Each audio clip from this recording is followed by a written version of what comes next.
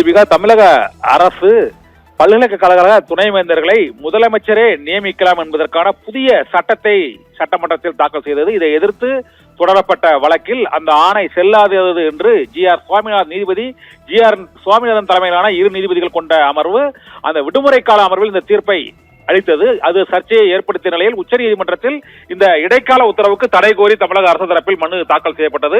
இந்த மனுவை விசாரித்த உச்சநீதிமன்றம் விடுமுறை காலத்தில் அவசர காலத்தில் இந்த உத்தரவை அவசரமாக பிறப்பித்தது ஏன் என்ற கேள்வியை எழுப்பியதுடன் உயர்நீதிமன்ற ஆணையை ரத்து செய்து இப்போது உத்தரவிட்டிருக்கிறது. இதனால் உயர்நீதிமன்றத்தில் இடைக்கால தடை ஆணைக்கு ரத்து உத்தரவை உச்சநீதிமன்றம் பிறப்பித்திருக்கிறது.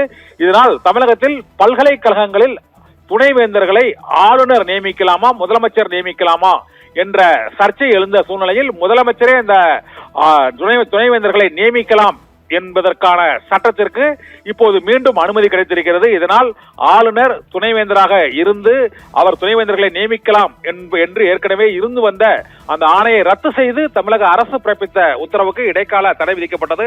அந்த இடைக்கால தடைக்கு இன்று உச்சநீதிமன்றம் ரத்து செய்திருக்கிறது. இதனால் தமிழகத்தில் பல்கலைக்கழகங்களில் துணைவேந்தர்களை தமிழக அரசே நியமிக்கலாம், அதாவது முதலமைச்சரே நியமிக்கலாம் என்ற சட்டம் செல்லும் என்று உச்சநீதிமன்றம் அளித்துள்ள அந்த தீர்ப்பில் தெரிவித்திருக்கிறது. வழக்கை உச்சநீதிமன்றத்துக்கு மாற்ற இருப்பதாக அந்த இடைக்கால தடை உத்தரவு பிறப்பிக்கப்பட்ட போதே தமிழக அரசு தெரிவித்தும் அதை கவனத்தில் கொள்ளாமல் உடனடியாக அவசரமாக அந்த சட்டத்தை ரத்து செய்து தீர்ப்பு அளித்தது ஏன் என்ற கேள்வியையும் உச்சநீதிமன்றம் இப்போது எழுப்பியிருக்கிறது. இதனால் தமிழக அரசின் மனுவை உச்சநீதிமன்றம் ஏற்றுக்கொண்டு உயர்நீதிமன்றத்தின் உத்தரவை ரத்து செய்து உத்தரவிட்டிருக்கிறது.